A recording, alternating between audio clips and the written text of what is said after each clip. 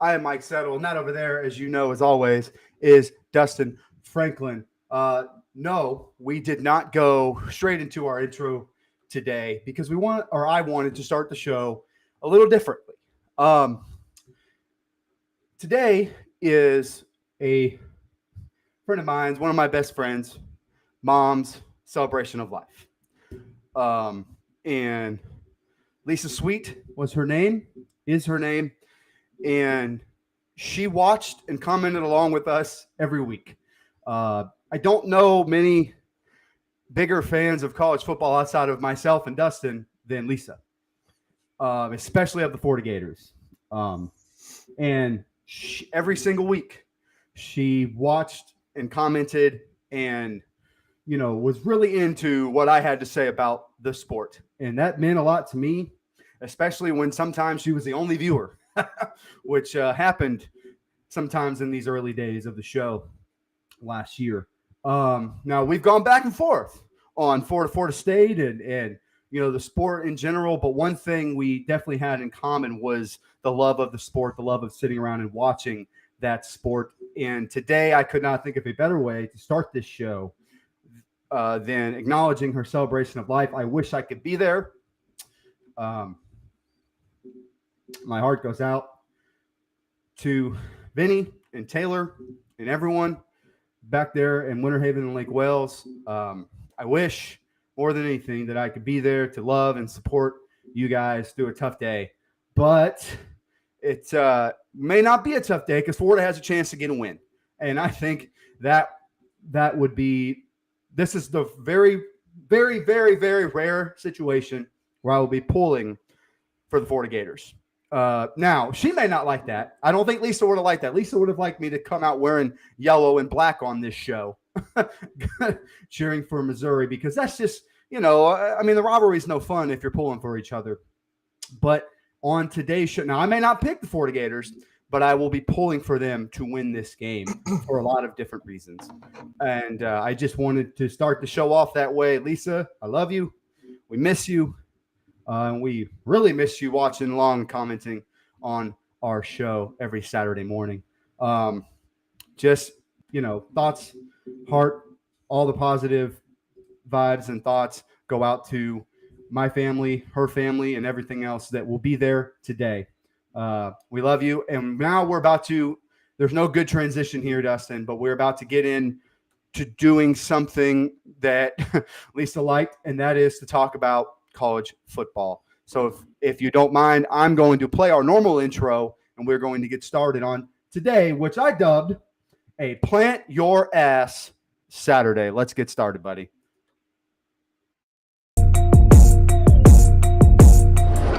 This is The Lateral. Oh, the band is out on the field. He's going to go into the end zone. He's going to go into the band. The Bears have won. And the kick is blocked. Appalachian State has stunned the college football world. One of the greatest upsets in sports history. 17 seconds, high formation now. Here's the snap. Weston rolling right, close to pass on the end. It's caught! It's caught! It's caught! Touchdown official! Kelvin Benjamin. Knowles retake the lead with 13 seconds remaining. Tagovailoa trying to make up for it. Fires to the end zone. Touchdown! Alabama wins!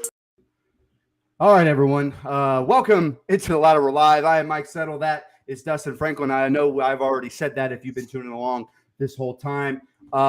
Again, no great transition, but we are going to talk college football today because it is a good day of college football, as it always is. Buddy, this is a Plant Your Ass Saturday. Let's get this thing rolling, man. Yeah, man, let's jump into it. I see you supporting the Mississippi State. I see what's going on here. Mike Leach and the boys. Okay. All right. So, Dustin, look, we don't have a whole lot from last night that we need to discuss, but there was a slate of games. Your UNLV narrative is officially dead. Although I was right on the preview show this week. I said San Jose State may be the best team in the Mountain West, and I believe they are, buddy. A shellacking of the Rebels. Any explanation for your man Marcus Arroyo out there? What's going on?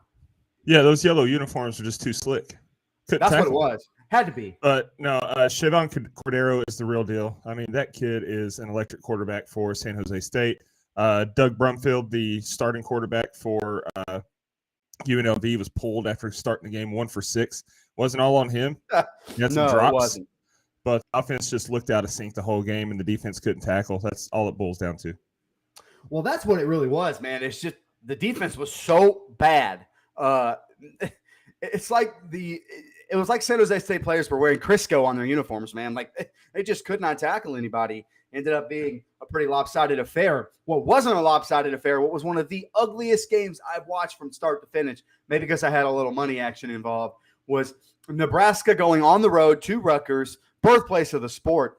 Black uniforms for the Scarlet Knights didn't mean a dang thing. They led the entire game until there was about 6 minutes left in the fourth quarter. Nebraska goes on the road, gets a win in the Big Ten, 14-13.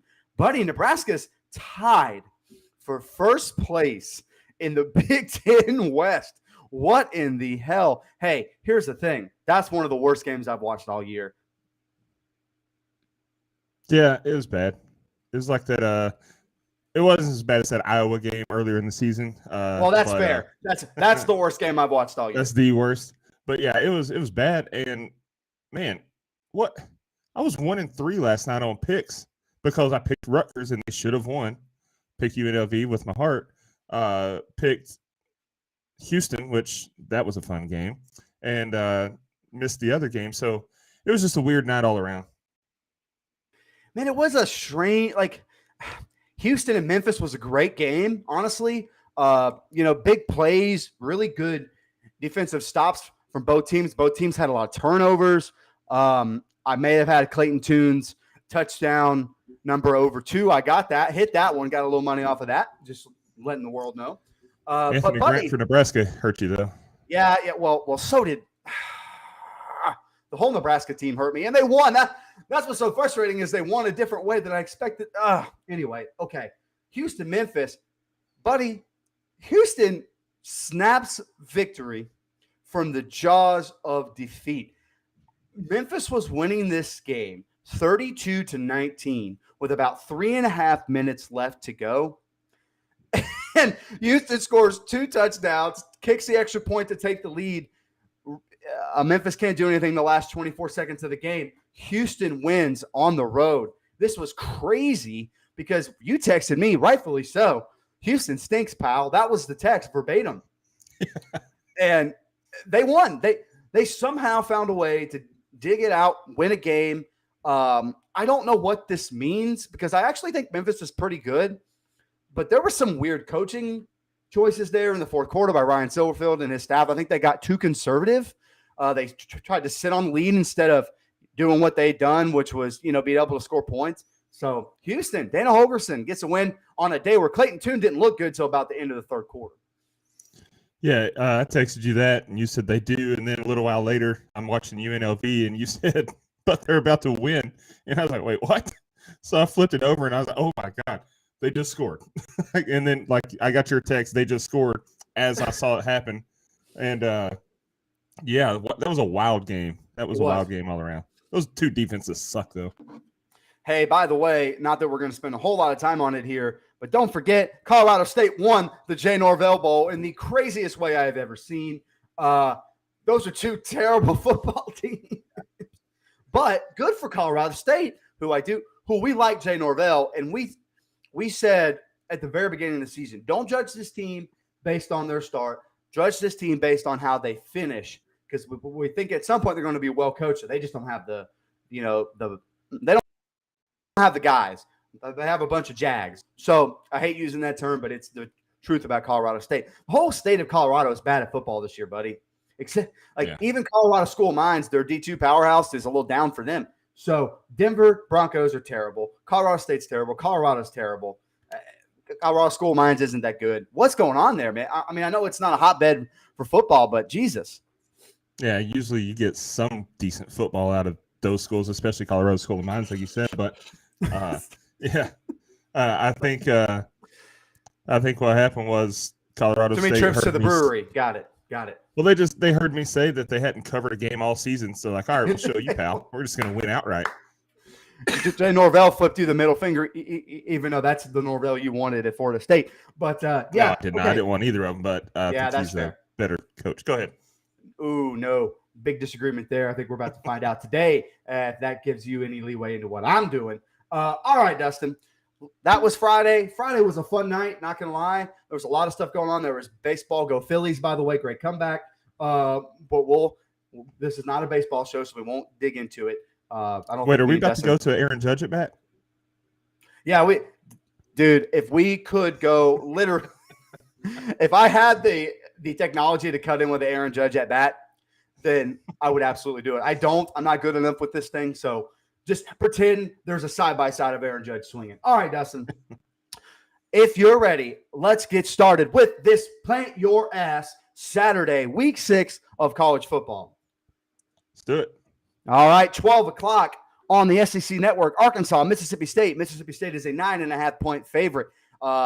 Just quickly, I think this game really comes down to one simple thing. Arkansas reeling, tough gauntlet of games the previous few weeks. They're got to be beat up. They're tired. Their defense isn't very good, especially in the pass. Styles makes fights. I expect Mississippi State to win and win pretty handily, actually. Yeah, I think Arkansas is going to bounce back after that shellacking from Bama last week, and they're going to look better. But Will Rogers, like I said, he's a walking 21 points, and that's just him. Mississippi State's going to be too much. I like the Bulldogs to win and cover 9.5. Yeah. I just have a hard time. It's not that I don't even like Arkansas. This is just a tough stretch for that team to just keep bouncing back every week. You know, you have the tough loss against A&M, a game they outplayed A&M in. Then you get the game against Alabama, which is close in the start of the fourth quarter, and then it gets away from them. So I think it's a really hard game to bounce back. Missouri at Florida, ESPNU UF is an 11-point favorite. We talked about this game at the beginning. Look, man, just because of our good friend Lisa on this show, I'm going with Florida. I don't really have thoughts. I don't really have stats and info. Now, there would be like I said in the beginning, she'd probably slap me for picking Florida or pulling for Florida just because that's not the way we operated. But I'm going to pick Florida with my heart this time, not my head. Yeah, well, they're 11-point favorites. So, I mean, that's not a controversial pick. No. But, Missouri's defense is going to be great against the run. So it's going to be up to Anthony Richardson to get the Florida offense going. He's been great the last 2 weeks, 693 yards passing, 4 touchdowns. I know one of those games was against, Eastern Washington. That's fine. That's okay. But majority of those yards came against Tennessee. So 693 yards passing, 4 touchdowns. I think he's going to continue on that trend. Florida's going to win, roll, cover, take them big. Here's my only counterpoint. And I think Florida's going to win the game. But Missouri is playing better, especially on the defensive side of the football. I think they're getting more out of their quarterback than we ever. I mean, buddy, you go back and watch that Kansas State game. We're like, this kid needs to be in a. I mean, he's not a very good quarterback, but they found a way to kind of be in games. They should have won the Auburn game. They had Georgia on the ropes, but maybe a little bit of Arkansas effect here, where there's just too many of those, battle-tested games. I think Florida's more fresh. They played on Sunday, but they played Eastern Washington, so I think Florida wins and covers pretty nicely. Purdue, Maryland, Big Ten Network. Maryland is a 3-point favorite. Okay.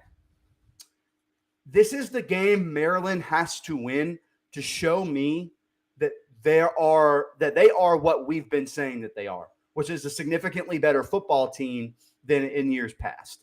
I think Tua's little brother, because you put respect on his name and I won't yet, is having a really good season. But to me, the story, Dustin, is Maryland's defense. They're nasty. They play mean. And, maybe not even looking at the numbers, but I just like the way they fly around. I think they get after Purdue today. I like Maryland to win, cover barely. Yeah, Purdue, I mean, they won an ugly one last week against Minnesota, but Yeah, I like did. Talia to play much better than Tanner Morgan did. He's not going to be a double agent, not going to turn the ball over. He's going to take care of it. I've got the Terps by a touchdown. All right, Dustin, let's stay in that noon slate. Oh, sorry, lost my page, buddy. All right, Louisville, Virginia, ACC Network. Louisville is the 3-point favorite. You sent me something yesterday, or it may have been Thursday, about how if Virginia wins this game, then Scott Satterfield is at 1. I would kind of agree with that because this Virginia team is pretty damn terrible. But I don't see Louisville losing this game. Now, Malik Cunningham may not play. Game time decision, it looks like, could be out. If that's the case, I think it's a little closer than we expect. But I like Louisville to win. I think the offense is still dynamic, even with the backup quarterback. And dude, show me on the field where Virginia can get points. Yeah. Hasn't happened. Yeah. Hasn't happened. No. Yeah, Scott Satterfield, I mean, this is a must-win for him. Absolutely. And I think the Cards are going to come out playing inspired football because of that report. Whether it's true or not, that doesn't matter. That's great for a coach to take to his team and be like, you see the report? You want to play for me? Let's win. I think they do. I like Louisville to win by 2 scores here. I agree with you. 3:30, Texas Tech, Oklahoma State, FS1. Oklahoma State is a 9.5-point favorite. That line kind of shocked me. I think Vegas is a little higher on Oklahoma State than I am, but I'm high on Oklahoma State. I just don't know if I'm 9.5-point favorites just because of the ability, even with the backup quarterback, for Texas Tech to score points. This is a tougher defense, though, that Oklahoma State presents. I think Derek Mason will have a little something for that Texas Tech offense. I like Oklahoma State to win. I know that goes against my Texas Tech narrative, but Oklahoma State is sneaking around. They're hanging around, sneaking around that top 8, that top 5 little region as far as the rankings go. Big win last week against Baylor, a win I don't know if we expected them to get, at least not in the way that they did. If you look at the numbers on that game, I think Baylor outplayed Oklahoma State, but it doesn't matter. I mean, it doesn't matter. A win is a win is a win. And this team is playing confident. Spencer Sanders, who I don't think is great, is playing the best football of his career, which is a plus for the Cowboys. I like the Cowboys to win, although I like the Cowboys to not cover.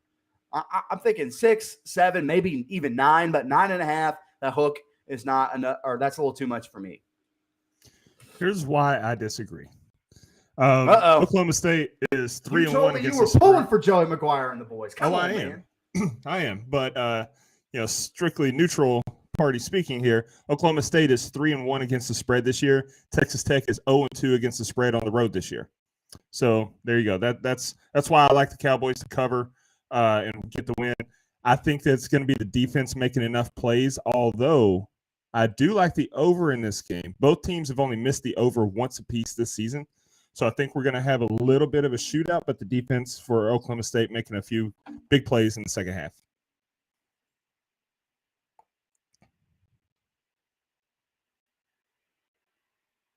Sorry, I was muted. I didn't realize that I was muted. I do that quite a bit in our show that we record, but live, that's not good. That's not good content, Bubba. ECU, Tulane. Tulane, a 3-point favorite on ESPNU. This is 3:30. Look, ECU has a good offense, but I can't in all good conscience pick this team after seeing them lose to Navy. I mean, I don't know what to expect. These are two teams that week by week, I don't know what to expect. I do think Tulane potentially has a chance to win their side of the American Athletic Conference? Question mark? Maybe. Now they're going to have to go up against Cincinnati, but I think they got a chance to win their division. So this is a better Tulane team. We saw them beat Kansas State on the road. Give me Tulane to win and cover. Yeah, here's the thing. Tulane's pass defense leads the nation. Number 1 passing defense in the nation, but they haven't really faced many teams that pose much of a threat there. ECU will, but I like Tulane's offense to carry them to the win. I like the Green Wave by a touchdown. I like it. Close game. That's a fun game in the AAC there. 4 o'clock, Duke, Georgia Tech, ESPN3. Duke is a 3.5-point favorite. Not a whole lot of analysis here. Duke to win and cover by a decent amount. I know we saw Georgia Tech beat Pitt last week, but that is strictly off the fact that Pat Narduzzi decided to change his record-breaking offense from last year into whatever the hell this smash mouth 3 yards on a cloud of dust thing he's trying to do this year is. I blame that game more on Pitt than I give credit to the Yellow Jackets. I like Duke. I think Mike Elko and that defense is really starting to play and gel real well. I think the offense is enough. Give me Duke to win and cover. Yeah, Georgia Tech did beat Pitt, but that's because they forced turnovers. I was going to say a lot of turnovers. Duke takes very good care of the ball. So I don't see the Yellow Jackets keeping this one particularly close. Duke wins big. 7:30, Washington State, USC on Fox. USC's a 13-point favorite. Okay. This feels like a weird, not trap game because I think USC is going to win, but it feels like a weird spot to me where USC may struggle in this game, mostly because I think now, if you're picking USC, one, you trust their offense, but you also trust that their defense is going to continue to create turnovers at the rate that they have, which, by the way, that's not sustainable for more than one season, but their defense is what it is this year. So, that being said, I like Cam Ward. I like the Washington State offense. I just think the USC offense is going to outscore Washington State. I expect a pretty high-scoring affair with USC winning. Maybe not covering, though. I have USC by 10. Yeah, USC had their first game this season where the offense looked like they were new to each other.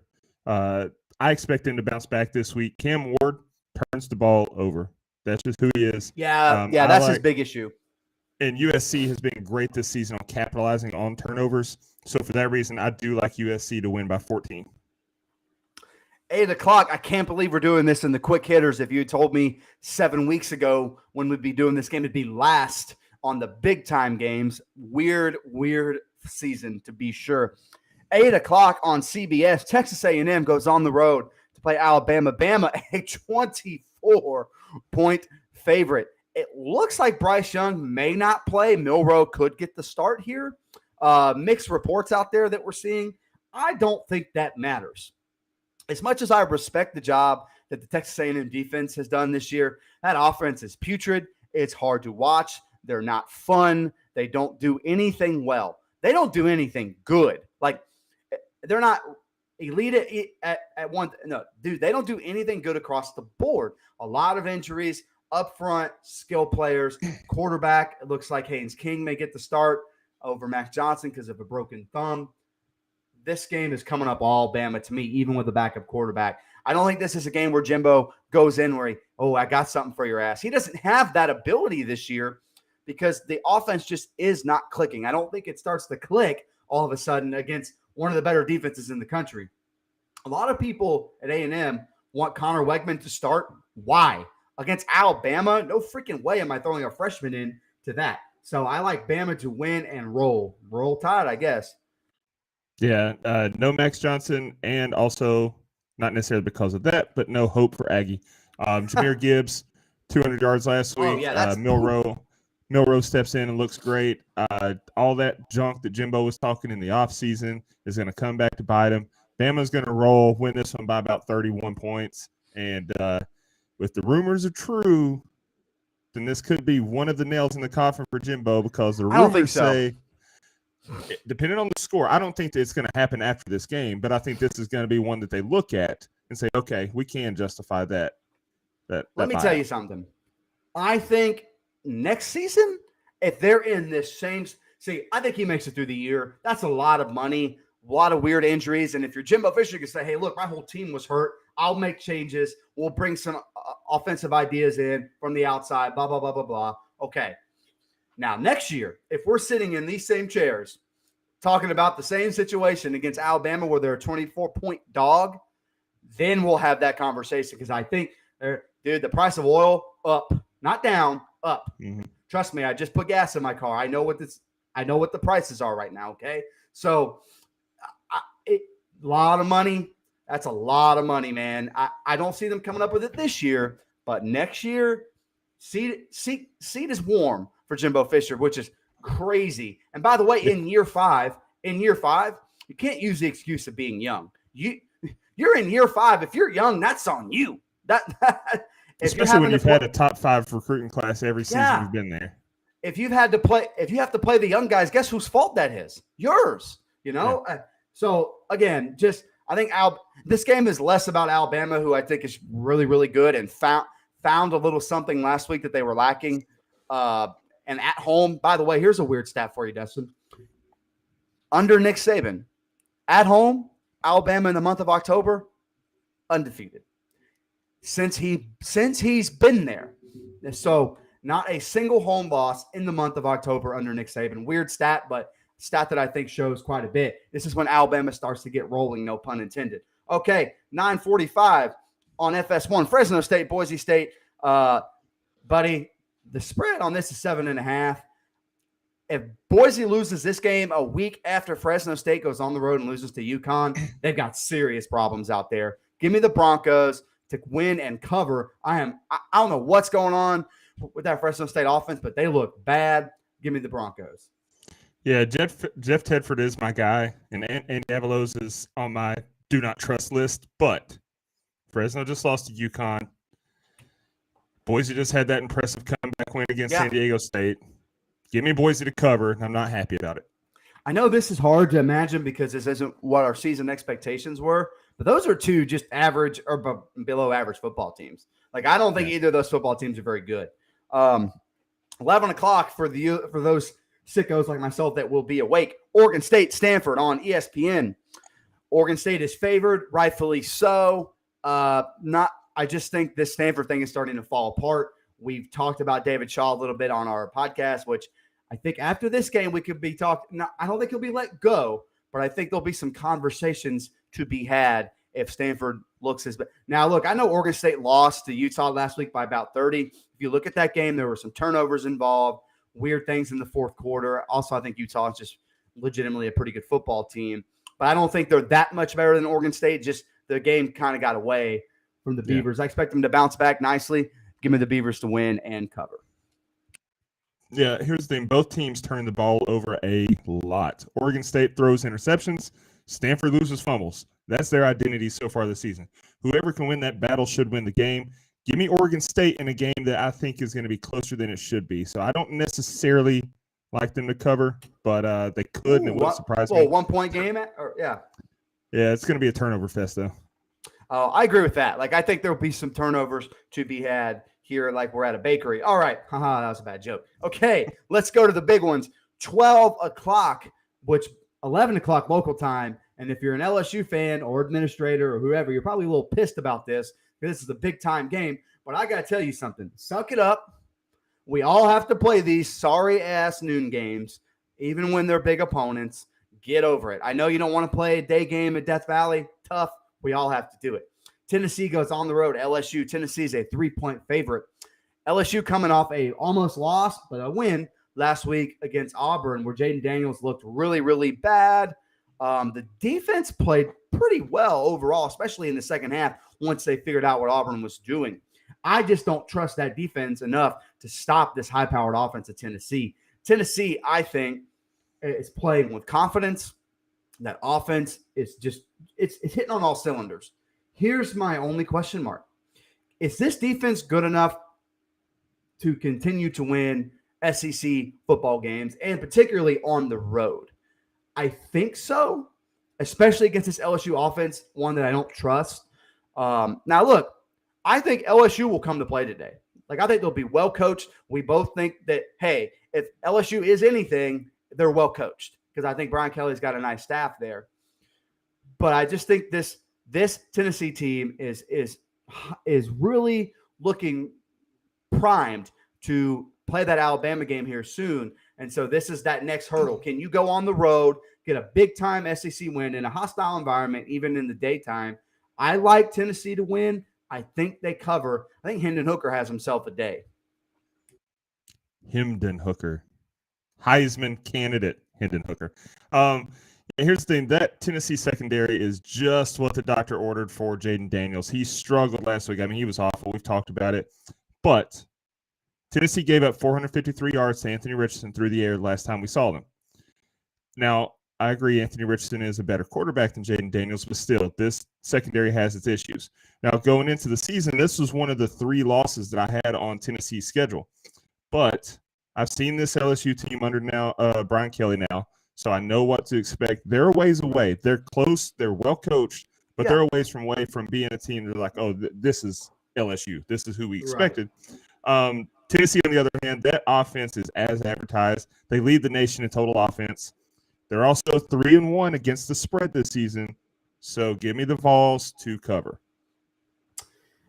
Look, this LSU team's just not quite deep enough yet. Like, I don't think they've got the guys on either. Here's the thing. If Tennessee really wants to control this game, they will beat LSU up front. I think LSU will try to control the clock, keep the ball out of Tennessee's offense's hands. So that's why I think the most important thing to winning this game, Dustin, is the Tennessee defense. Like, they've got to get stops. They can't let them melt all the clock, because the more possessions that Tennessee has, the more I think it goes in their favor. I would be remiss. I skipped over a few games for the quick hitters. Let's touch on them very quickly. Kansas State, Iowa State. Buddy, I don't know. Sorry. Okay. It's Kansas State, Iowa State, which, by the way, I don't know why I don't. Oh, here we go. ESPNU. Kansas State is a 2-point favorite. That's my mistake. Look, after watching Iowa State's offense last week, smelly. Don't like it against Kansas. I mean, that Kansas defense has been giving up points galore against all these other teams. I don't like that Iowa State offense. I think they're slow. They're plotting. They don't do anything creative. Give me Kansas State to continue their winning ways. I like the Wildcats. Yeah, Kansas State of Kansas sweep Iowa State this season. In a word, yes. Deuce and Adrian Martinez, they're going to run wild. I like Kansas State by a score. Iowa, Illinois on the Big Ten Network. Illinois, a 3.5-point favorite. Man, I don't think this spread's big enough. I know the Iowa defense is good, but I mean, we saw what Michigan's offense was able to do on the ground against them last week with Blake Corum. Illinois has one of the better running backs in the country, especially statistically. I like Illinois. Give me the Illini to win and cover that spread, just because the Iowa defense the Iowa offense is just, ugh. God, I hate watching them play. So this game should be a defensive slugfest. I think it's going to be a pretty low-scoring game. Iowa hasn't turned the ball over in 3 weeks. Illinois forced 3 turnovers just last week against Wisconsin. So I don't think they're going to have that luck against the Hawkeyes here, turn the ball over. This game I think it's going to be close, so this game could come down to the kicking game. And when you look at kickers, Iowa has the advantage there. So I'll take the Hawkeyes to win. All right, Dustin, let's get back to the big ones. And this is a big one, traditionally, normally. But we're in a weird season this year where this is the only unranked versus unranked matchup in the Big 12 today, a conference that we both love, a conference that we both stand for. Texas, Oklahoma, neutral site there in the Cotton Bowl. Texas, a 7-point favorite.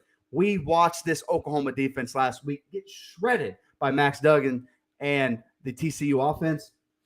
If you think Garrett Riley, the offensive coordinator at TCU, who is Lincoln Riley's brother, had something dialed up for Oklahoma, I'm really interested to see what Sark's going to do to that secondary, especially with Quinn Ewers. Looks like he's going to play. He's going to be the starter. We saw him against Bama. I like what their offense is under him. If he plays, I like Texas to win and roll. Now, this is cliche, but this is one of those games where you throw those records out. Throw them out, because it doesn't always matter, especially in this game. It's a weird game every year.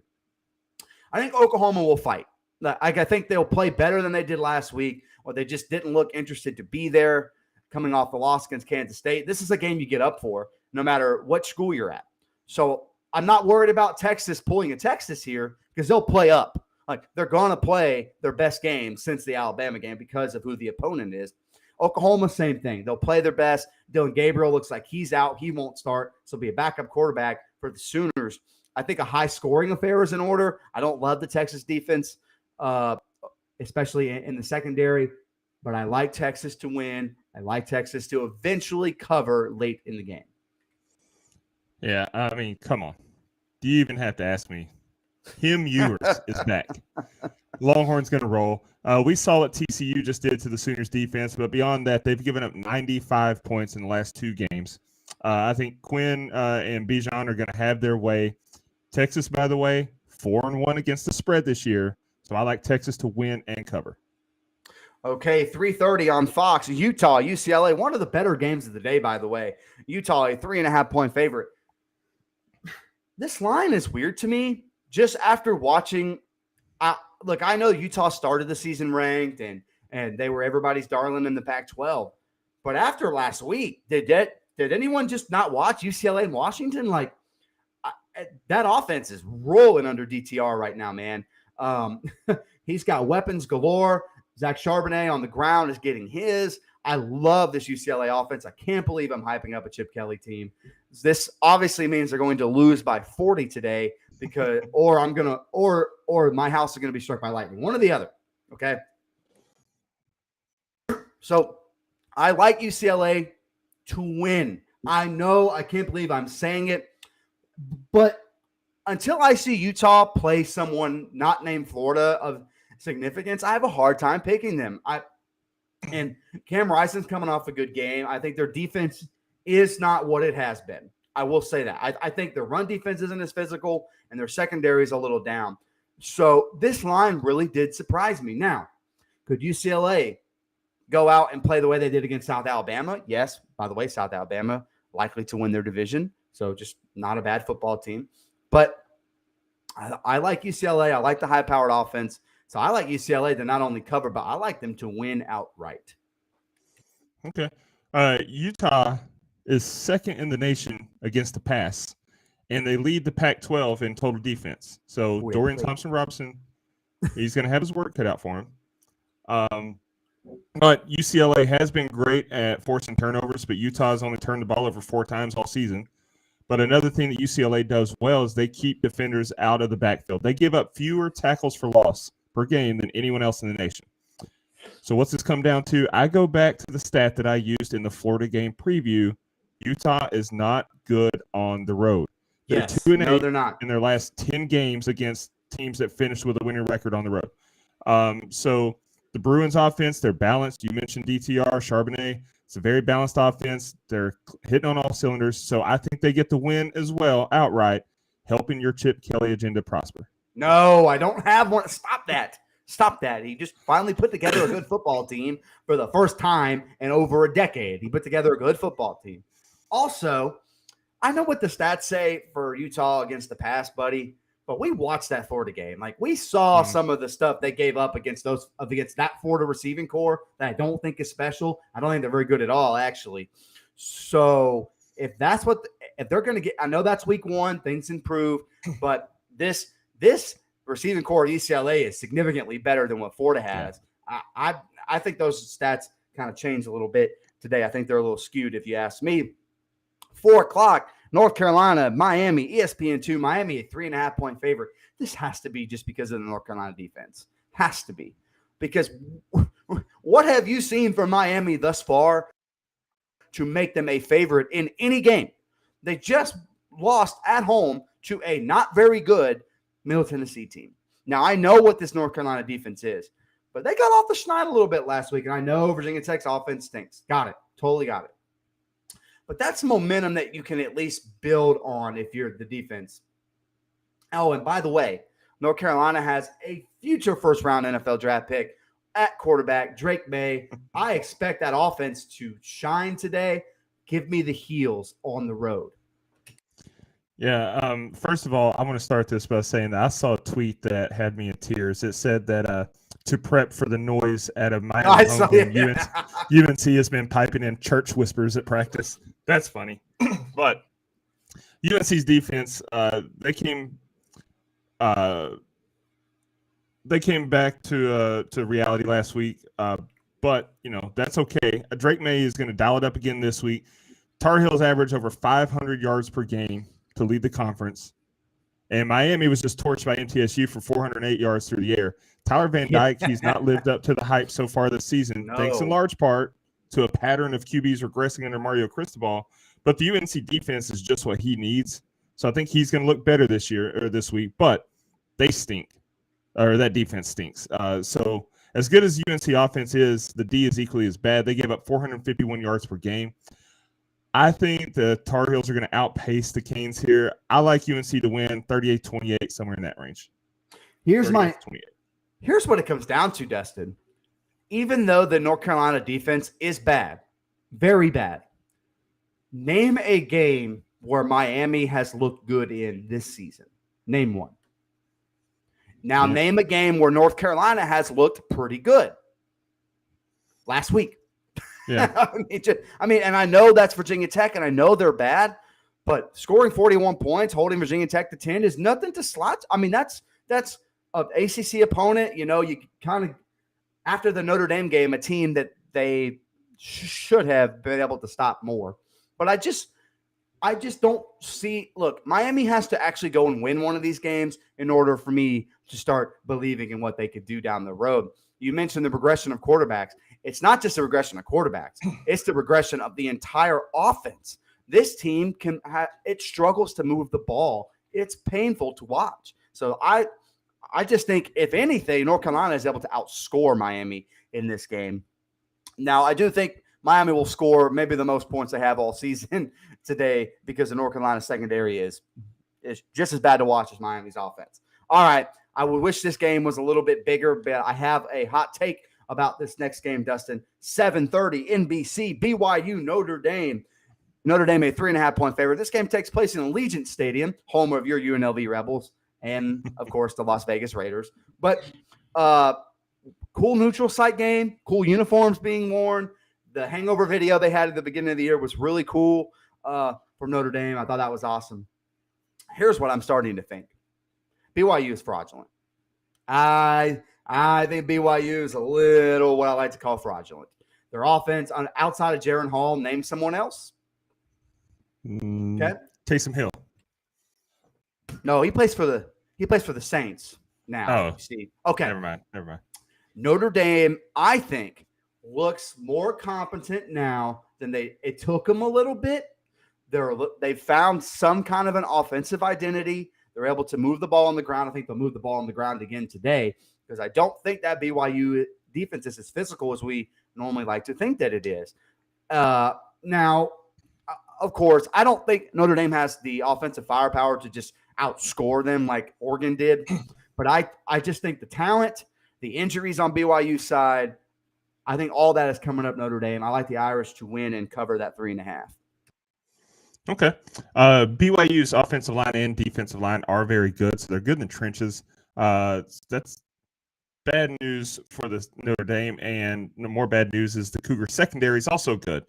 Drew Pine and the offense looked better against North Carolina. Well, but that's a very bad North Carolina defense. On defense, the Irish have only forced one turnover all season. Jaron Hall, he's going to take care of the ball today. Pine has completed 70% of his passes the last 2 weeks, but I think he's going to struggle today against that BYU secondary. BYU, I think they get the win in a close one.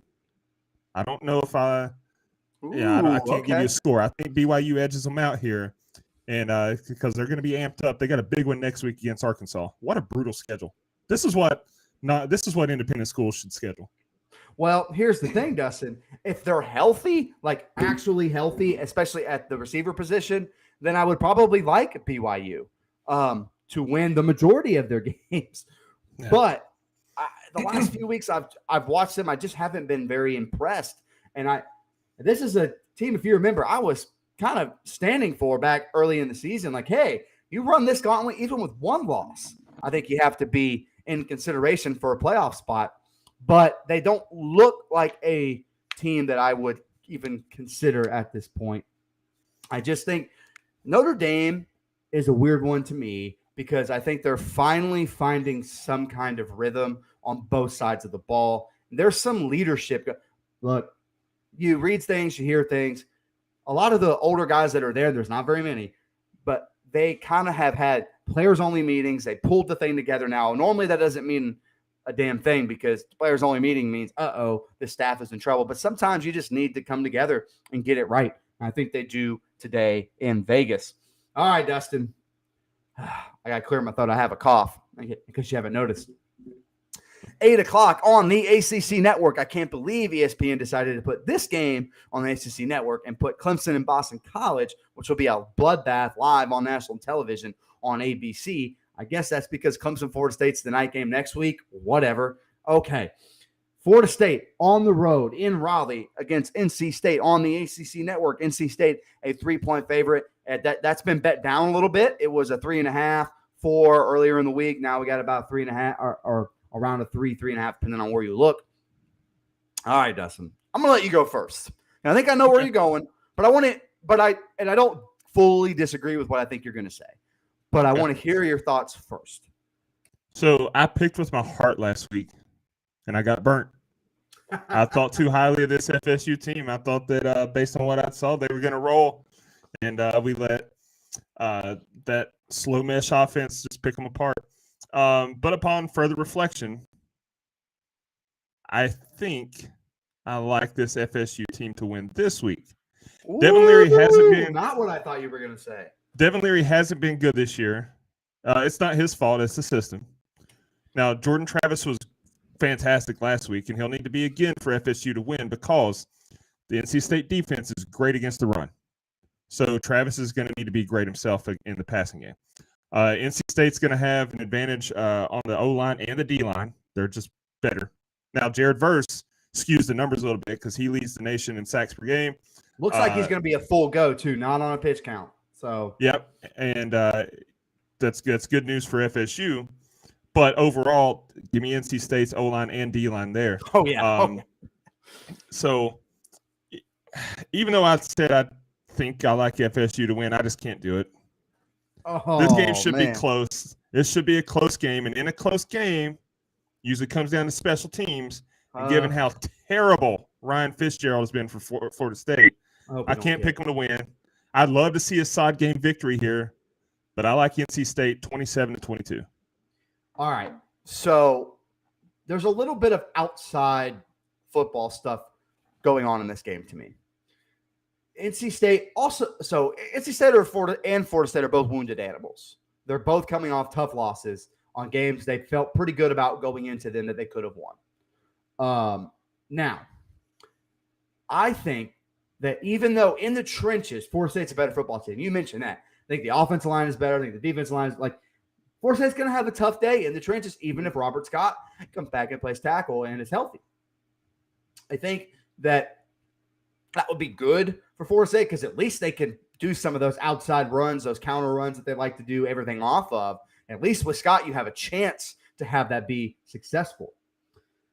But there's some weird energy, for lack of a better word, at NC State right now.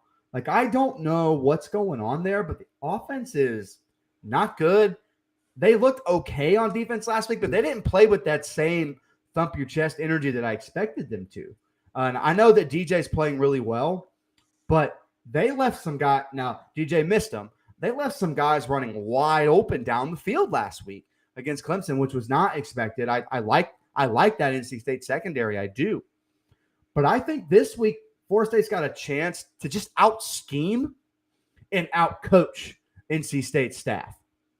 Now, they haven't done it yet, but I think there's been a talent deficiency there too. I think this Florida State team, even with the guys they're missing, has a chance to put a good game plan together and go win this game. You got to score early. You can't come up empty drives. And you can't settle for field goals inside the red zone. Got to score. I don't like Devin Leary this year for some reason. I think it's the scheme. He has no receivers. I like Florida State's front in this game a little bit more than normal, although I do think they've been getting run on. I'm taking Florida State to win outright, and some of that is with my heart. Okay. I can respect it. And really, man, if we get Jordan Travis that we got in the second half of last week's game for the full game and what we've seen the rest of the bad first half, not all on him, but it was a bad first half. Something else that needs to happen. I need Mike Norvell and Alex Atkins to call a better game. They were not good as offensive coordinators last week. They just weren't. And also, if you're Florida State, you know your defensive deficiencies. You know what NC State does and does well. If I were this defensive coordinator, Dustin, I would just send pressure. Just send pressure. There's nothing special at NC State's receiving core. I would suffocate Leary. And I know sometimes that's boom or bust. We saw it with Todd Grantham. That's how he liked to scheme things up. But guess what, Dustin? He had success that way a lot more than he didn't. So I think this is a game where Florida State can just kind of try to suffocate that NC State offense. And I think they've got a chance to. Tough environment on the road at night, though. Still taking the Noles to win. I don't feel great about it, though. All right, Dustin, here's the game of the day in the Big 12. Game day's there as we speak right now. I believe they're already having their show. Big time game. Undefeated TCU goes on the road to undefeated Kansas, 18 and 19 ranked respectively. TCU is a 6.5-point favorite, rightfully so, after the shellacking they gave Oklahoma last week. I think this Kansas offense is fun. I love the story. You know how we both feel about Lance Leipold. I believe we got the name right there finally. Look, as good as this Kansas offense is, and as well as their defense played last week, I will give them credit. They went and won a game with defense and controlling the clock, something they hadn't done all year. But I just don't like them in this spot. I think TCU's offense is too on fire right now. Sonny Dykes has them playing with a chip on their shoulder. And I think where Kansas will struggle is the trenches against TCU's defensive line, which has a really good pass rush. Now, will Kansas, the environment will be tough. I think Jalen Daniels will still get his, but at the end of the day, I think a high-scoring game, not like abnormally high scoring, like 77 to 75, but like, into the 30s, I think is what we're looking at here, potentially. I like TCU to go into Lawrence and kind of burst the bubble, unfortunately. Give me the Horned Frogs to win on the road. I wish I had headgear because I put that thing on. Yeah, I thought Kansas's run was going to end last week, but they squeaked out the win. And you were close, by the way. You were close. Yeah, well, it was an ugly game. They squeaked out the win against Iowa State. However, this TCU team is much better than Iowa State, especially on offense. So we saw what they did to Oklahoma, and regardless of how good or bad that OU team actually is, that was an impressive showing. Right. Both teams have gotten phenomenal play from their quarterbacks this season. I think we can expect more of the same of that in this one. TCU trails only Tennessee in total offense this year. That's our guy, Sonny Dykes. And they've only turned the ball over once all season. So the key to victory is going to be containing Jaden Daniels. I think they do it just enough when it matters to get the win. Give me TCU by a touchdown. I don't like that Kansas has Jalen Daniels and LSU has Jaden Daniels. I need them to change their names or something. Because, I confuse those two quite a bit. And they're not even close to the same player. No offense to Jaden, but my Jalen Daniels is better. You just love taking shots at Jaden Daniels. Buddy, did you watch last week? That's 1 week. He stunk. No, that's not 1 week. That's 1 week. 1 week. And the rest of his career. Anyway. Oh, boy. He was good like 3 times ever. All right. That, to me, is the game of the day, man. Big-time game. I wish that game was at night. I wish they had moved that game, flexed it out to the night kick, even if it was on FS1, because that place would have been nuts at Kansas. By the way, 3rd sellout for Kansas football in a row.